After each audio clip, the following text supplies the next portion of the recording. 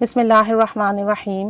الصلاۃ والسلام علیک یا سیدی یا رسول اللہ وعلی علیک و اصحابک یا نور اللہ اللہم صلی علی محمد کما تحب و ترضی له۔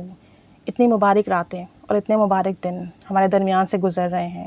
نہ جانے ہمارے اعمال قبول ہو رہے ہیں یا نہیں ہو رہے ہیں، نہ جانے ہماری دعائیں، نہ جانے ہم جو پڑھ رہے ہیں اللہ کریم اس سے راضی ہو رہا ہے یا نہیں ہو رہا ہے۔ دیکھیں ہم اپنے بارے میں تو کچھ نہیں کہہ سکتے، لیکن مومن کی جو زبان ہوتی ہے نا وہ دوسرے کے حق میں پاک ہوتی ہے۔ جب ہم دوسرے کے لیے دعا کرتے ہیں، دوسروں کو اعمال کا ہدیہ بھیجتے ہیں تو وہ قبول و مقبول لازمی ہوتا ہے، وہ رد نہیں ہوتا۔ اپنے لیے ہم نہیں کہہ سکتے کہ ہم اس زبان سے اتنے گناہ کرتے ہیں یا ہمارے جو اعمال ہیں ان کی نیتیں اچھی اور صاف نہیں ہیں، تو نہ جانے وہ اعمال، وہ دعائیں قبول ہو رہی ہیں یا نہیں ہو رہی ہیں ہمارے حق میں۔ لیکن یہی اعمال اور یہی دعائیں جب ہم دوسروں کے حق میں کرتے ہیں تو وہ لازمی قبول ہوتی ہیں۔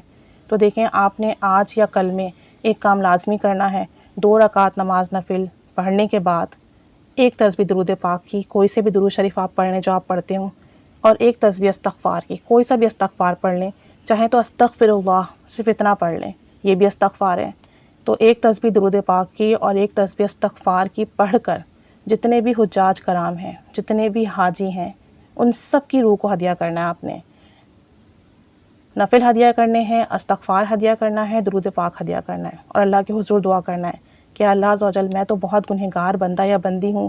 نہ جانے میرے اعمال قبول ہیں یا نہیں ہیں، لیکن تو نے جن لوگوں کو اس سال سعادت دینا کہ وہ تیری بارگاہ میں حاضر ہوئے، حج ادا کیا، مولا اگر ان سے وہاں کوئی غلطی کوتاہی ہو گئی ہے، کوئی کمی بیشی رہ گئی ہے تو پروردگار تو بڑا غفور و رحیم ہے، اس استغفار کی ایک تسبیح کی برکت سے ان سب کی غلطی کوتاہی کو معاف فرما دے، کمی بیشی کو دور فرما دے، اور اس درود پاک کی برکت سے یا رب عز و جل ان کا حج، ان کے اعمال، ان کی دعائیں، ان کا وہاں سانس لینا، ان کی وہاں ہر قدم اٹھانا، ان کا وہاں جو بھی سوچیں ہیں، ان کا وہاں جو بھی طریقہ کار ہیں، ان کی راتیں، ان کے دن، یا اللہ ان کا وہاں گزرا ہوا ایک ایک پل اپنی بارگاہ میں اپنے شایان شان قبول فرما لے، اور اس کا جو اجر و ثواب ہے نا مولا پوری امت کو ہدیہ فرما، اور جو اس سال حج نہ کر سکے مولا کریم جن کو تڑا پہ حج کرنے کی ایسا کرم فرما دے کہ اگلے سال وہ تیری بارگاہ میں حاضر دیں اور ان میں میرا بھی نام لکھ دیں۔ تو جب ہم جو حجاج کرام ہیں جو وہاں صرف اللہ کی عبادت کے لیے ہیں، دنیا سے اس وقت جو ہے ان کا کوئی رابطہ نہیں ہے، دنیا سے جو معاملات ہیں وہ اس سے دور ہیں، وہ صرف انہوں نے اللہ تعالیٰ کے لیے اپنے آپ کو وقف کیا ہوا ہے،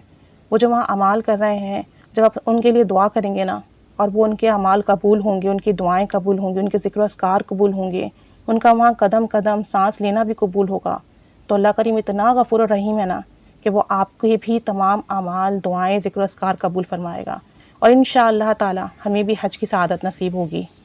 اور جو ان کی غلطیاں کوتاہیاں ہیں نا، جب آپ اس کے لیے اللہ تعالیٰ سے معافی مانگیں گے تو اللہ کریم ان کی غلطیوں کوتاہیوں کو معاف کرے گا، تو انشاءاللہ اس کی برکت سے ہمارے بھی گناہوں کو، ہماری بھی غلطیوں کوتاہیوں کو، اور اس 10 دنوں میں ہم نے جو غفلت برتی ہے اس کو بھی معاف فرما دے گا۔ تو یہ ایک چھوٹا سا کام ہے، ہارڈلی 10-15 منٹ لگیں گے، لیکن یہ 10-15 منٹ نا آپ کو اور تمام حجاج کرام کو بہت فائدہ دے گا۔ اور جب ہم اللہ کی مخلوق کے لیے نا، اللہ کے نیک بندوں کے لیے دعا کرتے ہیں، اللہ سے اس کے بندوں کے لیے مانگتے ہیں، تو اللہ کو یہ بات بہت پسند ہے۔ پھر جو چیز ہم دوسرے کے لیے مانگتے ہیں اللہ ہمیں وہ بھی عطا فرماتا ہے، کہ وہ اتنا زیادہ دینے والا ہے کہ مانگتے ہم دوسروں کے لیے ہیں لیکن وہ ہمیں بھی دیتا ہے۔ تو یہ کام آپ نے لازمی کرنا ہے، 2 رکعت نماز نفل